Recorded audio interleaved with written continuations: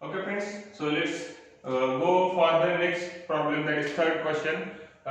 In the third question, given is आपल्याला काय दिलेले आहे given मध्ये quadrilateral MRPN हा सायक्लिक quadrilateral आहे. ओके आणि त्याचा R हा अँगल दिला आहे काहीतरी x च्या टर्म मध्ये 5x 13 डिग्री मध्ये आणि n ची टर्म दिलेली आहे 4x 4 डिग्री मध्ये. ओके सो तर ह्या गिवन इन्फॉर्मेशन वरून तुम्हाला R च्या मेजरमेंट कॅल्क्युलेट करायचे आणि n चं मेजरमेंट कॅल्क्युलेट करायचे. ओके तर मग r आणि n चं मेजरमेंट कसं कॅल्क्युलेट करणार एनी आयडिया? ओके हा बरोबर आहे. काय जणांनी ज्यांनी सांगितलं मला ऐकू आलं. हा तर क्वाड्रिलॅटरल आहे, हा सायक्लिक आहे. r आणि n कसे दिसायले तर ऑपोजिट अँगल दिसायले तर मग r आणि n जर ऑपोजिट अँगल असतील तर सायक्लिक क्वाड्रिलॅटरल थेरम नुसार ते कसे असतात? सप्लिमेंटरी असतात. म्हणजे त्यांची बेरीज 360 180 बरोबर 180 डिग्रीची असते त्यांची ऍडिशन. ओके त्यांची ऍडिशन 180 डिग्री असते. मग ह्या दोघांची ऍडिशन 180 डिग्री घ्या, त्यावरून तुम्हाला x ची व्हॅल्यू मिळेल.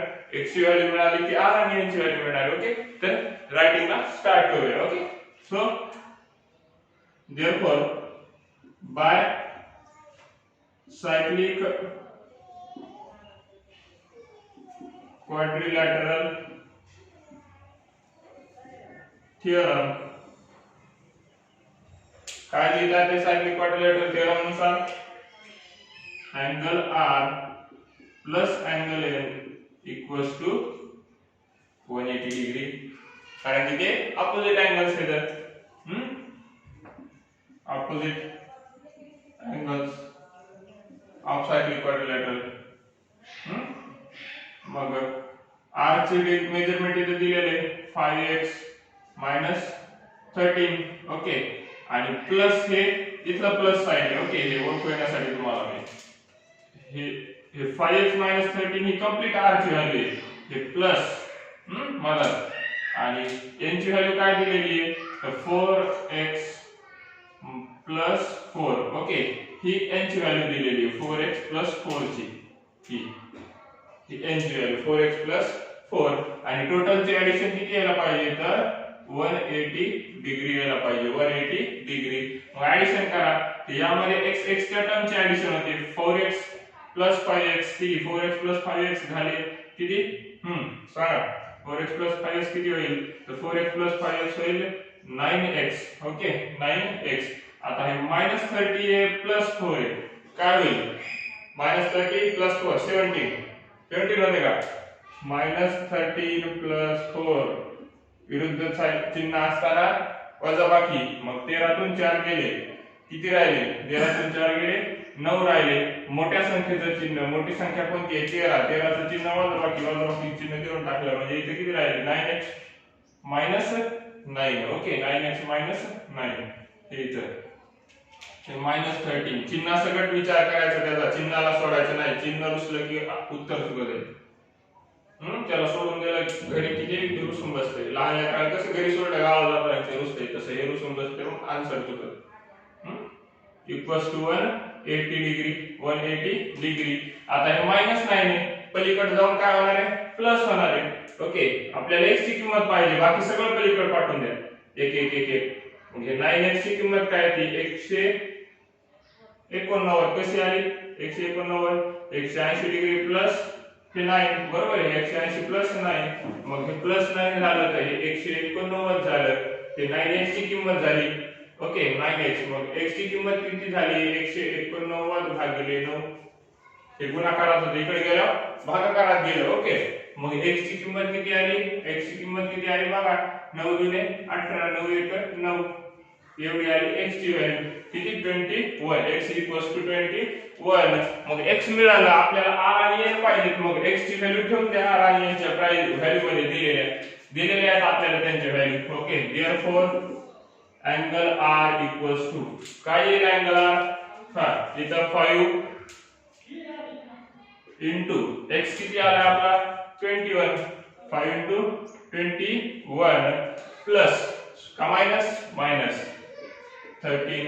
ओके हे 21 सबस्टिट्यूट केलं x च्या जागेवर वाटलं असेल तरी 5x 13 होतं. देअरफॉर मग x ची किंमत ठेवून द्या तिथं 5 इंटू किती आल्या x ची किंमत 21 मायनस 13. मग 5 गुणिले 21 काय 21 म्हणजे किती तर 21 5 होते 105 5 होते मायनस 13. मग हे वजाबाकी करा 105 मधून 13 गेले किती राहिले तर 105 मधून 13 गेले 92 म्हणजे 92 राहिले. ओके 92. तर हे डिग्री हे अँगल आर किती आला 92 डिग्रीचा. तर सेम तुम्हाला कॅल्क्युलेट करायचा angle N therefore angle N equals to किती येणार अँगल एन तर ते दिलेले आहे तुम्हाला 4x प्लस 4 मग व्हॅल्यू ठेवून घ्या हे 4 ॲज इट इज x ची व्हॅल्यू 21 प्लस 4. ओके मग आता मल्टिप्लिकेशन करा हे आलं 84 प्लस 4 हे आलं 88 डिग्री अँगल एन. आता आपलं बरोबर आलं का कसं आलं पाहूया आपण. तर ह्या दोघांची बेरीज किती आली पाहिजे 180 आली पाहिजे. तर त्या दोघांची बेरीज 180 आली पाहिजे. Angle N plus angle R किती आलं पाहिजे 180 हे आलं पाहिजे. तर ट्राय करून बघायचं आपला आन्सर बरोबर आहे का चेक करून बघायचं एकदा व्हॅलिड आहे का.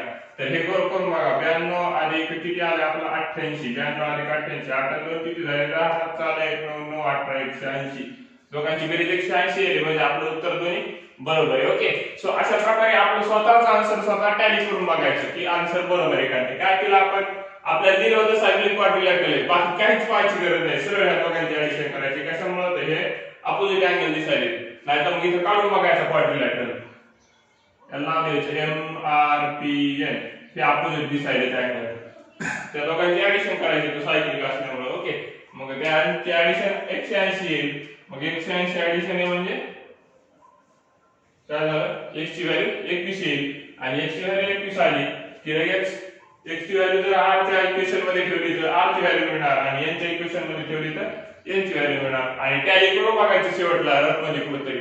तर हे झालं तुमचं question 3rd. So let's go to the question 4th.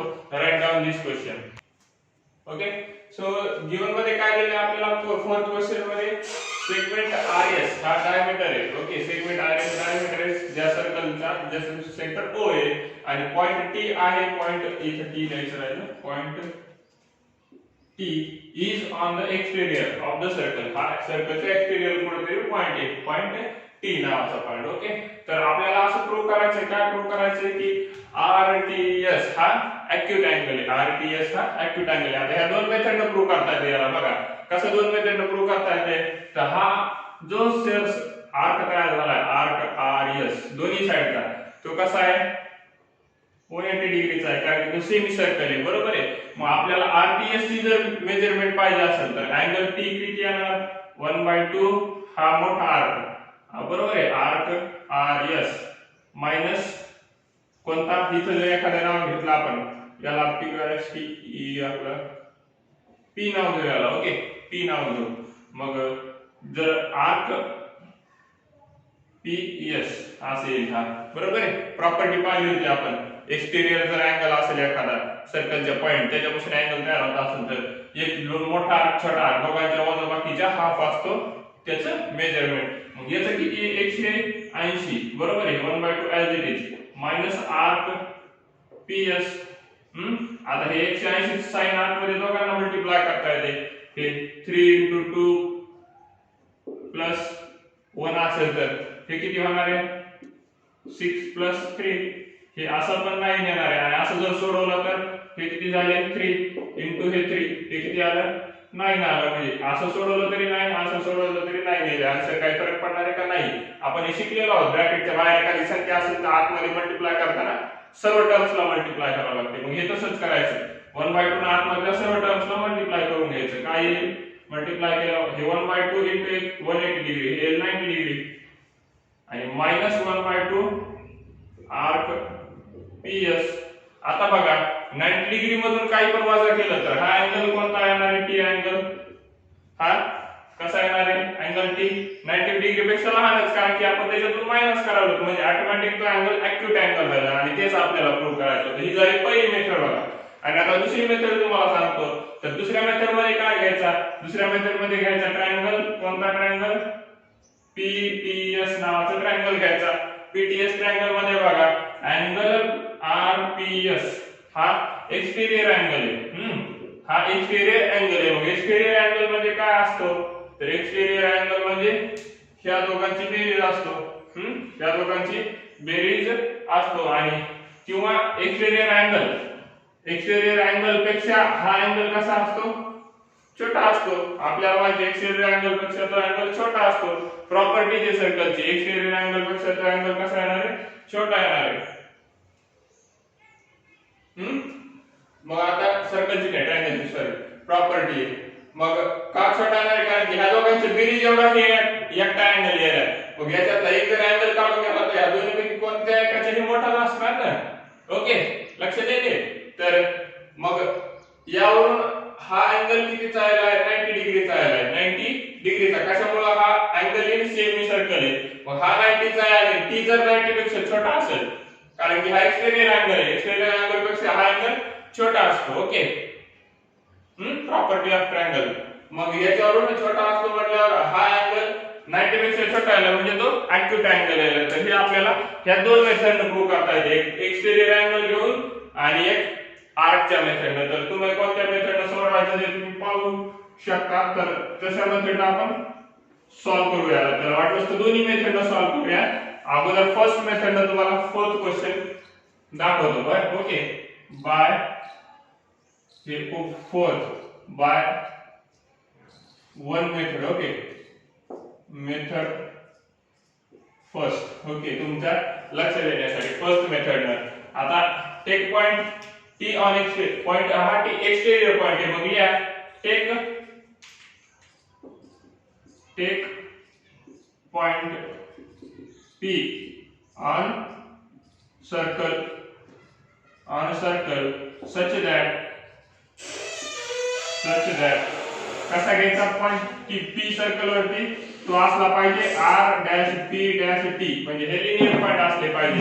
आणि आणखी गोष्ट कोणती? तर join PS. Okay, PS join करून घ्यायचा. मग therefore in सेमी सर्कल किंवा therefore मग अँगल कोणता डायरेक्ट लिहू शकता तुम्ही? अँगल RPS हा 90 डिग्रीचा आहे. अँगल RPS हा काय आलाय? Equals to 90 degree. याचं रिझन काय होईल? Angle created in semi circle. Okay, angle created by semi circle किंवा in semi circle. Angle created in semi circle, angle created किंवा subtended. Okay, angle subtended inscribed. Angle inscribed द्या. Angle म्हणजे लक्षात येईल angle inscribed. आणि inscribed angle थेरमची आपण corollary पाहिली होती, प्रॉपर्टी पाहिली होती इन्स्क्राइब्ड अँगल थेरमची. Inscribed angle inscribed in semi circle. Okay, semi circle मध्ये हा अँगल इन्स्क्राइब केलेला आहे. मग तो 90 डिग्रीचा असतो. मग आता तो 90 डिग्रीचा आहे. मग आता घ्या इन ट्रायंगल P पुन्हा S आणि T. ह्या ट्रायंगल मध्ये बघा angle RPS is exterior angle. मग हा एक्सटेरियर अँगल आहे म्हणजे त्या ट्रायंगलचे सर्व अँगल हे एक्सटेरियर अँगल पेक्षा कसे असतील? सॉरी, जे इंटरनल ऍडजसंट अँगलचे अपोजिट अँगल्स रिमेनिंग अँगल असतील ते कसे असतील? एक्सटेरियर अँगल पेक्षा लेस असतील. ओके, सो therefore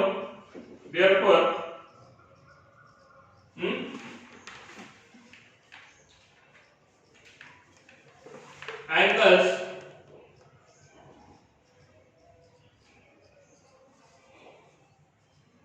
बघा हा कसा आहे? P angle adjacent to exterior angle आहे, अँगल इन लिनियर पेअर आहे. ओके, आणि त्याच्या remaining two angles. Okay, therefore angle T is less than कसा? अँगल T कोणता? T चं फुल नेम लिहा. Angle PTS is less than angle कोणता? Less दॅनचं sign आहे, हे अँगलचं नाही, हे लेस दॅनचं साइन आहे. अँगलचा साइन असं द्यायचं थोडंसं, हे असं. अँगल कोणता बघ, आरपीएस, आरपीएस. याचं reason exterior angle of triangle.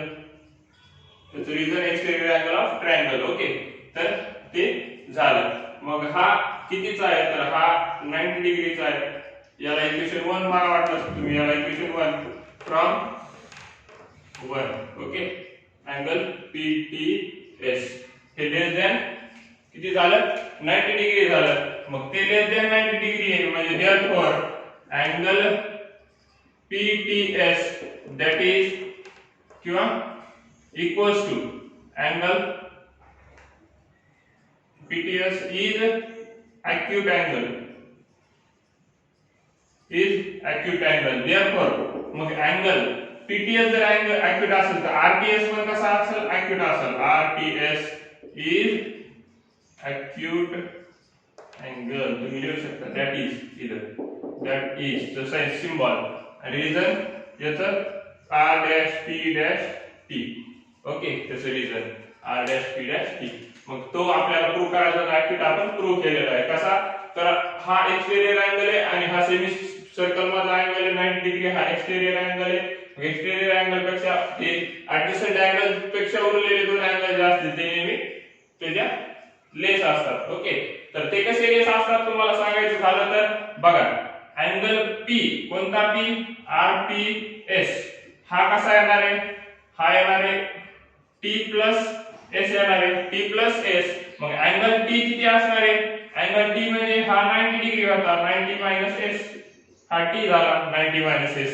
90 पेक्षा हा कसा यायलाय, लेस यायलाय. ओके, 90 पेक्षा लेसच यायलाय. मग आपण डायरेक्टली लिहू शकतो इथं लेस दॅन 90 डिग्री. त्याचं कारण exterior angle of triangle. Exterior angle कोणताही एक अँगल घेतला तर तो एक्सटेरियर अँगल पेक्षा लहानच असणार आहे, कारण की दुसरा अँगल एक्सटेरियर मधून मायनस झाला तर आपल्याला हा अँगल मिळाला.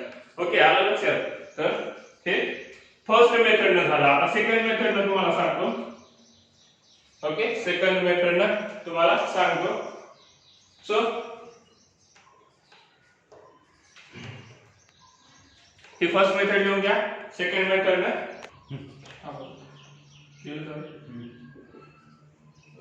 Method second is what. तुम्हाला परत मेथड सेकंड हा क्वेश्चन सेपरेट मध्ये लिहून घ्या तुम्ही. ओके, म्हणजे तुमच्या लक्षात येईल की क्वेश्चन हाच आन्सर सेपरेट मध्ये लिहून घ्या फोर्थ क्वेश्चनचं. तर मेथड सेकंड मध्ये पण काय दिलेले आहे, आरएस डायमीटर दिलेला आहे, पॉइंट टी हा एक्सटेरियर आहे सर्कलच्या. तर मग आपल्याला एक कन्स्ट्रक्शन करायचं. काय कन्स्ट्रक्शन करायचे म्हणजे तो इंटरसेक्ट होणारा point. Okay, take point P on circle, पूर्वी सारखंच, such that ना असं शॉर्टकट मध्ये लिहितो ST, तुम्ही फुल मध्ये लिहा. such that काय होईल, R dash P dash T, R dash P dash T असं घ्यायचं आपल्याला पॉइंट P. मग therefore काय angle RTS intercept the arc, कोणता आर्क, PS पहिला आणि दुसरा अँड आर्क कोणता, RS. हा RS आर्क इंटरसेप्ट केलाय कोणी, त्या अँगलनं. Since arc RS is semi circle, कारण आर्क RS हा सेमी सर्कल आहे. therefore measure of arc RS किती येणार आहे, सेमी सर्कल म्हणजे 180 डिग्री. Okay, 180 degree. मग हा 180 डिग्री आहे, तर मग आपल्याला असं लिहिता येते, therefore by the property of circle काय लिहू शकतो आपण, ऑफ सर्कल किंवा इंटरसेप्टेड आर्कची प्रॉपर्टी म्हणू शकता तुम्ही त्याला, by the property of intercepted arc. Intercepted आर्कच्या प्रॉपर्टी नुसार काय लिहू शकता तुम्ही, तर angle T equals to 1/2 measure of arc RS minus measure of arc कोणता PS, त्या दोघांच्या वजाबाकीचा अर्थ असणार आहे. प्रॉपर्टी आपण पाहिली होती मागच्या व्हिडिओमध्ये, बघा तुम्ही ती प्रूफ पण केली. तर हे 1/2 हे 180 degree minus measure of arc, हे माहित नाही म्हणून जसं असतं तसं, हे माहित नसलं तरी चालत आहे. दॅट इज हे कसं आहे 180 degree divided by 2 minus measure of arc PS divided by 2. हे 1/2 ला सेपरेट केलं, मल्टिप्लाय केलं आतमध्ये. That is 90 degree minus measure of arc कोणता PS divided by 2. PS divided by 2. हे कोणाचं आलं अँगल T चं मेजरमेंट आलं. मग अँगल T हा 90 डिग्री पेक्षा लहान आहे, कारण की 90 मधून एक जरी 1 डिग्री जरी मायनस केला, इथं 1 डिग्रीचा जरी असला तरी हा 90 पेक्षा लहानच आहे, 89 यायला, बरोबर आहे. म्हणजे हा ऍक्यूट अँगल आहे. 90 पेक्षा लहान म्हणजे ऍक्यूट अँगल. पॉइंट न जरी लहान असेल तरी त्याला आपण ऍक्यूट अँगल म्हणतो. ऍक्यूट अँगल म्हणतो, बरोबर आहे. ऍक्यूट अँगल म्हणतो आपण त्याला. तर मग देअरफॉर किंवा दॅट इज तुम्ही लिहू शकता angle T is less than 90 degree, is less than 90 degree. हे अँगलचं साइन, ते लेस दॅनचं साइन, लेस दॅनचं साइन असं काढायचं व्यवस्थित. Okay, so less than 90 degree. आता उलटवले, हा मग हे झालं. That is angle T is acute angle less than 90 degree म्हणजे काय acute angle, and this is your proof by the second method. Okay, so write down this and let's go toward the next problem. So in the fifth question, what we have to prove? We have to prove the measure of any let's see the question. We have to prove that rectangle is a quadrilateral. आपल्याला sorry rectangle is a cyclic quadrilateral. We have to prove, आपल्याला prove करायचं की कोणता पण rectangle असेल, कोणताही. तर मग आपण एक रेक्टँगल ड्रॉ करूया की या ठिकाणी हा रेक्टँगल आहे. तर हा रेक्टँगल कसा प्रूव्ह करायचा आपल्याला? तर हा सायक्लिक प्रूव्ह करायचा. रेक्टँगल म्हणजे प्रत्येक अँगल कसा असेल 90 डिग्रीचा, अपोजिट साइड्स ह्या इक्वल असतील. ओके, याला नाव देतो मी PQRS. PQRS. ओके, मग एक रेक्टँगल घेऊया. मग ते लिहा लागेल तुम्हाला ते रेक्टँगल घेतला म्हणून. So therefore quadrilateral PQRS is a rectangle. हे आपण कन्सिडर केले एक क्वाड्रिलॅटरल जो की रेक्टँगल आहे. मग त्यावरून तुम्हाला असं सांगता येईल, काय सांगता येईल, तो जर रेक्टँगल असेल तर therefore angle P plus angle R equals to 180 degree. Angle P आणि अँगल R हे 180 डिग्री आले. का आले? याचं रिझन कसं लिहू शकता तुम्ही? किंवा असेल या angle P plus angle R equals to 90 degree plus 90 degree, that is 180 degree. आणि 90 डिग्री का घेतले? याचं रिझन काय येईल? Angles of rectangle. त्याचं रिझन वरच्या याचं 90 डिग्री यांची व्हॅल्यू 90 डिग्री का घेतली? Angle P plus angle R किती आले? 180 डिग्री आले. त्याला इक्वेशन 1 मारा. मग आता पुन्हा सेम देअरफॉर पुन्हा कोणते राहिले? हे दोन अपोजिट पेअर झाले. ते पेअर आता Q प्लस S, हे दोन्ही अँगल हे किती येतील? 90 degree plus 90 degree. Same reason angles of rectangle, आणि ते आले 180 degree. Angle Q plus angle S. हे एक 180 डिग्री आणि हे एक 180 डिग्री. याला इक्वेशन सेकंड म्हणा. मग फ्रॉम 1 and 2 काय तुम्ही सांगू शकता? फ्रॉम 1 and 2 सम ऑफ किंवा from one and two opposite angles of rectangle are supplementary. हे आपल्याला माहित होतं पण प्रूव्ह करायचं तरी पण डबल एकदा सप्लिमेंटरी. ओके, हे जर सप्लिमेंटरी असतील तर मग by the converse of cyclic quadrilateral by the converse of cyclic quadrilateral तुम्ही लिहू शकता. काय लिहू शकता? कॉन्व्हर्स वरून तुम्ही लिहू शकता की तो क्वाड्रिलॅटरल कसा आहे? सायक्लिक आहे. Okay, therefore by the converse of cyclic quadrilateral therefore rectangle कोणता PQRS is cyclic. Therefore any rectangle is a cyclic quadrilateral. Okay, cyclic quadrilateral. Okay, write down this.